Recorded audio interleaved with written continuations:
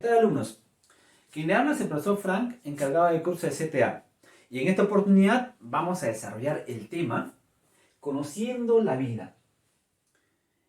¿Cuál es la unidad común básica de vida de todos los seres vivos? ¿Nuestro cuerpo se podrá desmenuzar a una unidad de vida? Ese interrogante se planteaban las primeras civilizaciones y posteriormente se desarrollaron una serie de postulados que explicaban que los seres vivos, es decir, las plantas, los animales, tenían una unidad de vida, una partícula pequeña de vida, mediante el cual se organizaban y generaba un organismo, una planta o un animal. Uno de los conocimientos más importantes en la historia del desarrollo de la biología es esta herramienta llamada, tú lo conoces, microscopio. El microscopio es una herramienta revolucionaria en la biología que permitió el desarrollo y el conocimiento de otras subciencias de la biología, como la biología celular, la citología, la biología molecular, ¿no? Y también un mundo desconocido de vida denominado bacterias, ¿no? El mundo de las bacterias se llegó a conocer justamente por medio de esta herramienta llamada microscopio. Y por eso recordemos un poquito, ¿no? Si retrocedemos en la historia, en el siglo aproximadamente, el siglo XV aproximadamente, a finales del siglo XV, en el año 1490, ¿no?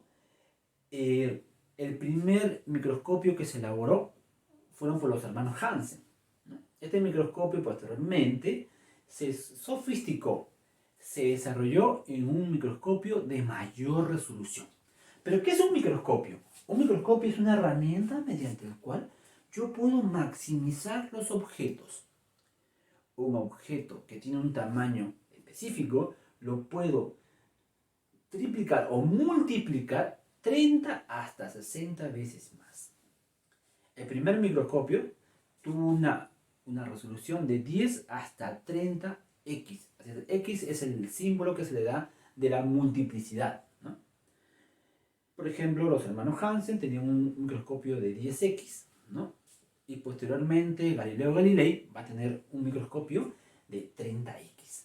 Observen eso, ¿no? Eso es un microscopio simple, pero posteriormente se elaboraría un microscopio de mayor resolución. Este microscopio fue utilizado por varios investigadores, ¿no? Varios investigadores estuvieron utilizando este microscopio. Entre ellos es Anton van de Leeuwenhoek. Sí, este holandés lo que realizó las observaciones de una serie de componentes, ¿no? Una serie de muestras de agua, ¿no? Que, mediante el cual, al observar al microscopio, observó un mundo desconocido. Estamos hablando del mundo de las bacterias. Posteriormente, este microscopio fue utilizado por una de las personas que dio nombre a esta estructura básica que tenemos, es decir, la célula. ¿Cómo se llegó a conocer la célula? Robert Hooke, este médico inglés, observó un pedacito, un retazo del tallo de una planta, del aliso, ¿no? Un pedacito de esa plantita, lo observó a su microscopio y observó en ese retazo de planta, observó unos huecos o cavernas. Esos huecos o cavernas lo denominó celdillas. El término celdilla posteriormente fue denominado célula. Y el término célula justamente proviene de Robert Hooke por la forma que había observado por primera vez un componente una parte del componente de vida de un organismo, ¿no? Como lo observó una planta. Entonces, al observar la planta, él mencionó, ¿no? Que las plantas están conformadas de celdillas, ¿no? Finalmente se dice que la planta está formada de células, que es el nombre que determinó Robert Hooke para poder adjudicarle al componente de vida de esa planta.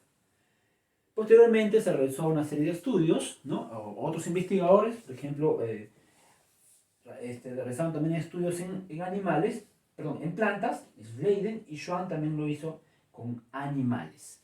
Y también pudo corroborar en todas las especies que ellos revisaron, pudimos observar que todas las plantas y los animales justamente estaban conformadas de esas celdillas que había denominado Robert Hooke.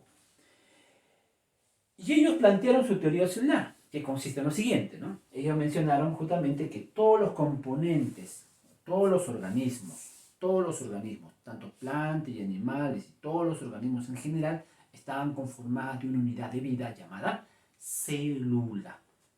La mínima unidad de vida de todo organismo o todo ser vivo es la célula. De ahí ellos plantean su teoría celular. Su teoría es una serie de procedimientos experimentales que corroboran de que los seres vivos están conformados de células. Todos los seres vivos están conformados de células. En eso consiste su teoría celular. Bueno, de esa teoría celular, de ese postulado, nacen varias premisas en verdad, ¿no? Una de ellas, por ejemplo, es que la unidad de vida de todo ser vivo, la mínima y pequeña unidad de vida de todo ser vivo, es la célula, ¿no? De ahí sale el otro postulado, ¿no? Entonces, ellos plantean varios postulados, ¿no? Que los seres vivos están conformados de células, que la unidad mínima de vida es la célula, ¿no? Y también que la célula es la responsable también de transmitir, ¿no?, los rasgos a sus descendientes, ¿no? Entonces, cuando un organismo quiere transmitir sus rasgos a sus descendientes, ¿quién es el responsable? La célula.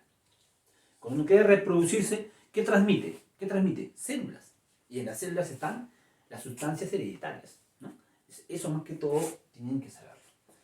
Entonces, Schleiden y Schwann plantean la teoría celular. No se olviden, la teoría celular. ¿Quién dio a conocer la célula? Robert Hooke. Pero posteriormente estos investigadores plantearon, en base a las observaciones de Robert Hooke, plantearon también que todos los seres vivos en general estaban conformados de esas celdillas o células. ¿Ya? No se olviden eso. Entonces, construyendo nuestra vida va a ser la forma como nosotros nos graficamos de qué forma se organizan nuestras células, ¿no? De esta forma, ¿no? Está el Bañín, por ejemplo, estamos mostrando cómo construye un muro de células y es la forma como se construye justamente también los componentes más complejos de una célula. Es decir, cuando las células se organizan, ¿no?, así como esta pared se está construyendo, también se construyen otros niveles, ¿no?, que van a dar origen a los organismos, ¿no?, que van a dar la formación de los organismos, ¿no? Entonces, se forma aquí, por ejemplo, una pared o un tejido. Posteriormente, este tejido va a formar un órgano, como un hígado, como un riñón, y posteriormente formará un organismo, ¿no? De esa forma se construye la vida, a partir de una célula. Es decir, tu piel, tu hígado, tu estómago está conformado de células. Las plantas igual, el tallo, las hojas están conformadas de células. Entonces, esa es más o menos la escena que ustedes tienen que tener en su cerebrito, ¿no? De que las células vienen a ser el componente básico de todo ser vivo, según la teoría celular que plantearon Schleiden y Schwann.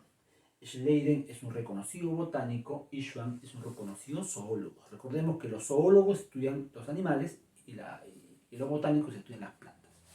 Hasta aquí hemos llegado a un aporte importante en el conocimiento del componente de todo ser vivo que es la célula. Posteriormente se desarrolló una clasificación. Miren, observen aquí, una clasificación de las células. Pero ¿cómo clasificaríamos a las células? Las células las vamos a clasificar de acuerdo a su componente interno. Recordemos que una célula, miren acá, una célula lleva una cubierta. Lo que está aquí, lo que está aquí y lo que está aquí son células. Y todo lo que estamos observando ahí son células. Pero, ¿qué es lo común de una célula? Lo común de una célula es que tiene una cubierta. Miren la cubierta, miren la cubierta. Tiene una cubierta que lo separa del medio externo, ¿no? Todas tienen una cubierta, ¿ya? Enfoquémonos primero aquí, ¿no?, en estos dos. En una célula que no tiene núcleo, es ahí, sin núcleo, y una célula con núcleo. Profesor, ¿qué es una célula sin núcleo? Una célula sin núcleo es aquella célula denominada procariota, ¿no? Procariote o procariota, ¿no? Pro significa sin, cariota significa núcleo. Pro, sin, y cariota, núcleo. Sin núcleo. ¿Y por qué sin núcleo, profesor? Recordemos que toda célula, en su interior, aparte de la envoltura, en el interior de la envoltura, existe un lugar donde se acumula el material hereditario. ¿Qué es eso, profesor? Es la molécula responsable de transmitir la información de un progenitor a su descendiente. papá, ¿no? te dio, tu papá y tus padres están originados, ellos tuvieron que transmitir su información, ¿no? Cuando ellos se reproducieron, ¿no? Cuando se llegó a llevar a cabo, ¿no? la reproducción en tus padres, ellos tuvieron que transmitir su información. De esa misma forma, justamente lo relacionamos con todos los seres vivos. Todos los seres vivos se reproducen, transmiten esa información. ¿Y cómo lo transmiten, profesor? Lo transmiten mediante una molécula llamada ADN. Todas las células tienen una molécula hereditaria llamada ADN. Todas las células presentan una molécula hereditaria llamada ADN. Pero ese ADN, esa molécula de ADN que vemos acá, porque vamos a relacionar esto con esto, miren acá, esta molécula de ADN se encuentra dispersa en las células procarióticas. En las células procarióticas, este ADN se encuentra disperso, ¿no? No hay nada, no hay una cápsula que lo encierra. Una cápsula es algo que, ¿no? Una cubierta, ¿no? No hay nada que lo encierra, está disperso. Cuando no tiene la cápsula, que también se llama carioteca o membrana, ¿no? Algunas tienen membrana, ¿no? Esta no la tiene, ¿no? No tiene nada que lo encierra. Entonces se dice célula sin núcleo. O sea, cuando el ADN no tiene la cubierta, se llama célula sin núcleo o también llamado célula procariota, ¿no? Profesor, y si esta célula tiene la membrana, si esta célula tiene la cubierta que la encierra, por ejemplo, aquí está el ADN y aquí está la cubierta. Miren acá, aquí está el ADN y aquí está la cubierta. Todos tienen la cubierta, miren, todos tienen una cubierta. Si tienen la cubierta, profesor, se llama con núcleo, ¿no? Entonces, células con núcleo y células sin núcleo. ¿Cómo se llama la célula sin núcleo? Se denomina procariota. Se llama procariota. No se olviden, célula sin núcleo, perdón, procariota. ¿Y la célula con núcleo tiene un nombre, profesor? Claro que tiene un nombre. Aquí dice, mira, está acá. Célula con núcleo, ¿cómo se denomina? Célula eucariota. O sea, aquí sería célula eucariota. En este lugar va la célula eucariota. Esta es una célula eucariota, que no está aquí, pero lo vamos a incorporar ahorita después. Esta es una célula eucariota, no se olviden, célula eucariota. Profesor, las células eucariota que presentan núcleo, ¿quiénes son? Son la mayoría, ¿no? Porque las células procariotas solamente son las bacterias. Las células procarióticas son las bacterias y las cianofitas. Y justamente cuando desarrollamos la clase anterior, ¿se acuerdan que les mencioné, ¿no? Que hay un grupo de seres vivos, ¿no? También parecidos a las bacterias, que son las cianobacterias, o también llamadas algas azules, ¿no? Verdes azuladas. Estas algas verdes azuladas también se encuentran en este grupo, ¿no? Las cianobacterias, o también llamadas bacterias, ¿no? Se encuentran en este grupo, ¿no? No tienen núcleo, son células pequeñísimas, ¿no? Células muy pequeñas, son las más pequeñas que hay, ¿no? Entre las más pequeñas que hay, del grupo de seres vivos que tienen las células más pequeñas se encuentran aquí, ¿no? Son células muy pequeñitas son bacterias y cianobacterias. Son células sin núcleo. Tienen una cubierta, ¿no? Como ven aquí, tienen cubiertas, tienen estructuras diferentes a lo que tienen las células eucarióticas, ¿no? Tienen una cubierta, ¿no? Tienen en verdad 3 cubiertas, ¿no? Membrana y otras cubiertas más, pared celular y cápsula, ¿no? Y tienen estructuras aquí, ¿no? Apéndices que les permiten movilizarse, ¿no? Y vamos aquí, a la célula eucariota, profesor. ¿Cómo es una célula eucariota, profesor? ¿Entonces es célula eucariota? Sí, es una célula eucariota. Esta es una célula animal, eucariota animal, y esta es una célula eucariota vegetal. Observen estas dos células eucariotas. Hay una distinción en estas dos células eucariotas. ¿Cuál es la distinción o la diferencia entre una célula eucariota animal y una célula eucariota vegetal, profesor? ¿Cuál es la diferencia?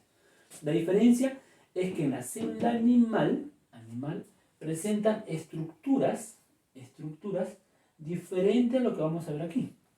Por ejemplo, en una célula animal tiene una cubierta nada más, una cubierta llamada membrana, que la tienen todas las células. Todas las células tienen la cubierta llamada membrana. Esa cubierta que les dije, que los separa del medio externo con el medio interno, se llama membrana. ¿Esta también tiene membrana, profesor? También tiene membrana.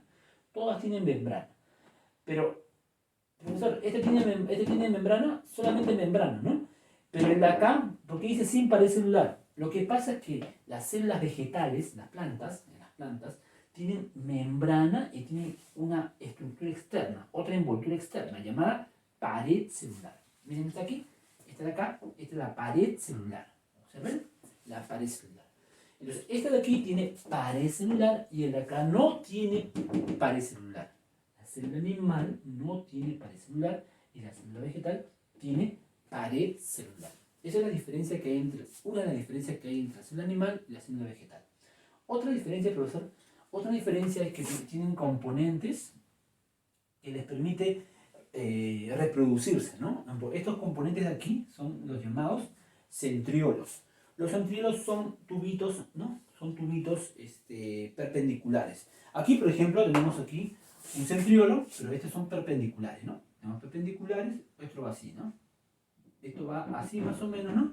Es un centriolo y este es otro centriolo, por ejemplo, ¿no? Aquí tenemos otro centriolo también. Son dos centriolos que se encuentran perpendiculares, ¿no? Son dos centriolos que se encuentran perpendiculares. Ahí están, ¿no? Y esos centriolos tienen una característica, ¿no? Mira, tienen la característica de que tienen, miren, unas estructuras que sobresalen, ¿no? Miren, ahí están los centriolos. Este tiene centriolo y el de acá no lo tiene, ¿no? ¿Cierto? La célula animal presenta centriolos para reproducirse, para dividirse. En cambio, el de acá tiene centriolo, profesor, no lo tiene. Profesor, el de acá tiene una llamada vacula, la célula vegetal. ¿Qué es la vacula, profesor? Es el lugar donde almacena agua, hace reserva de agua, ¿no? En cambio, la de aquí no tiene vacula. Acá, entonces no tiene vacula. Lo que tiene acá, acá no lo tiene. Y lo que tiene aquí, acá no lo tiene. En conclusión, lo que les quiero mencionar es que la célula animal no tiene pared celular y tiene centriolo. En cambio, la célula vegetal tiene pared celular y tiene vacuolas, ¿no? Los centriolos les permite dividirse o reproducirse en la célula animal y las vacuolas les permite acumular agua en la célula vegetal. Esa es la diferencia entre una célula animal y una célula vegetal. A ver, ¿qué más tenemos, profesor? ¿Qué más tenemos por aquí? Tenemos aquí también las formas diversas que presentan las células eucariotas. Morfología lo he puesto ahí justamente porque la morfología es lo que estudia, es la ciencia que estudia la forma que presenta una célula, ¿no? La forma que presenta una célula, ¿cómo es, profesor? ¿Cómo es la forma? Pueden ser formas muy diversas, jóvenes, muy diversas. Hay células, por ejemplo, como las células sanguíneas, tienen los llamados glóbulos rojos, ¿no? También se denominan eritrocitos. Estas células sanguíneas tienen forma de rosquillas, son ovaladas. Son las únicas células que no tienen núcleo, por ejemplo. Es un dato importante, ¿no? Son las únicas células que no tienen núcleo. Otra célula es, por ejemplo, la célula de la piel, ¿no? Son células epiteliales. Son células alargadas o desaplanadas, ¿no? Y esta es una de ellas, las células epiteliales, ¿no? Que son alargadas, en forma de cilindro, ¿no? Otra forma de célula que tenemos aquí son células fusiformes o media, ¿no? En forma de ojito, ¿no? Anchitas y agudas hacia los lados, ¿no? Media sinuosas, ¿no? Tienen esta forma particular. Son las célula muscular, ¿no? La célula muscular. También se denomina, también le llaman miocito, ¿no? Es una pregunta a la práctica también, ¿no? Los miocitos, ¿dónde se encuentran? Se encuentran como células musculares, ¿no? Nuestros músculos están formados justamente por este tipo de células, ¿no? Nuestros músculos tienen esta forma. Específicamente nuestros músculos del intestino, ¿no? Tienen esa forma particular del intestino. Hay células, por ejemplo, que son esféricas. Por ejemplo, aquí tenemos a las células reproductoras esféricas, al óvulo, ¿no?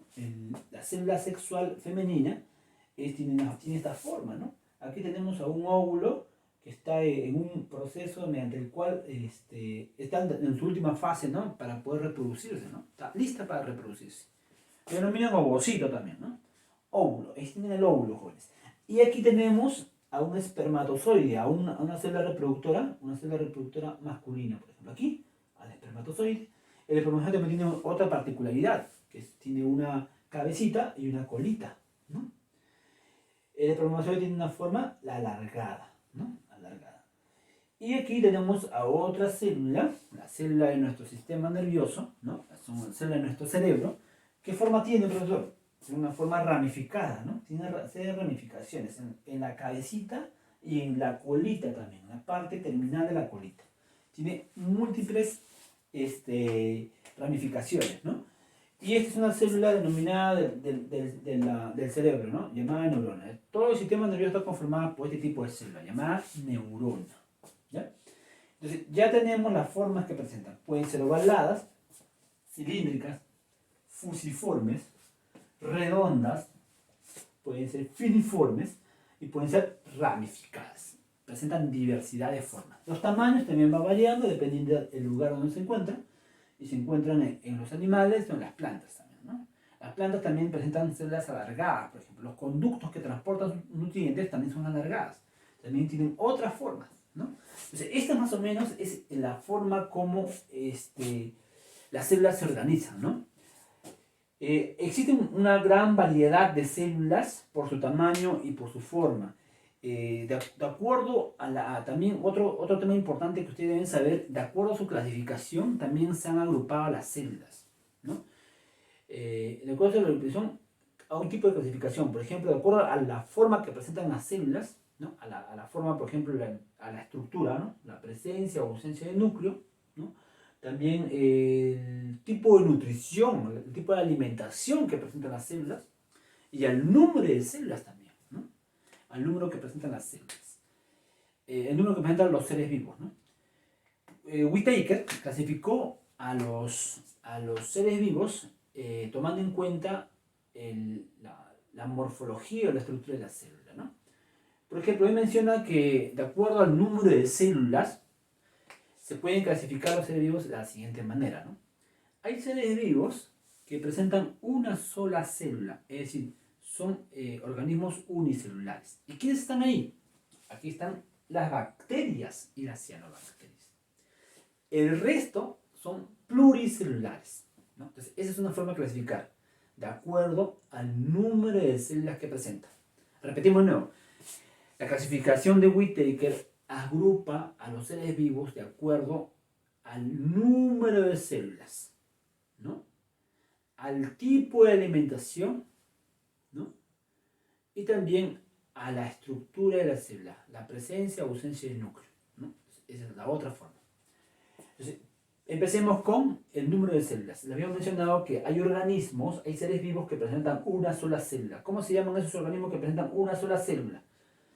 Se llaman organismos unicelulares y son las bacterias y las cianobacterias. Por ejemplo aquí, ¿no? Bacterias y cianobacterias. Los organismos que tienen muchas células son los animales y las plantas, ¿no? Y los demás seres vivos, los hongos están por ahí también, ¿no? Otra clasificación, profesor, otra clasificación es tomando en cuenta el tipo de alimentación, ¿no? O el tipo de nutrición también se dice, ¿no? Si un organismo produce su propio alimento, si un organismo produce su propio alimento, se denominan organismos autótrofos, ¿no? Como las plantas, ellos mismos producen su propio alimento. Entonces se llaman autótrofos, ¿no? No solamente las plantas, sino también hay algunas bacterias y hay otros organismos que realizan también fotosíntesis, ¿no? Como medio de alimentación, ¿no? Pero los demás, que son la mayoría, son organismos que no producen su propio alimento, se llaman heterótrofos. Heterótrofos, no se olviden eso, ¿no? ¿Quiénes son heterótrofos? Los animales, ¿no? Los hongos, otras bacterias, ¿no? Que no realizan fotosíntesis, es decir, no producen su propio alimento, ¿no? Y por eso el otro es por el tipo, si presenta o no núcleo, ¿no? Si no presenta núcleo, procariota, y si presenta núcleo, eucariota. Ya sabemos que las procariotas, ¿qué son?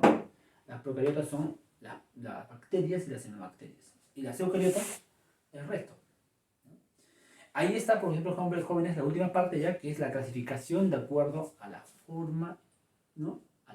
Al tipo de nutrición, perdón, de las células, al número de células y a la estructura celular, con o sin presencia de núcleo. De esta forma hemos culminado, esperemos que les haya gustado, y ahora vamos a la segunda parte, que es la práctica. Cuídense, jóvenes. Chau, chau. Hasta una próxima oportunidad. Nos vemos.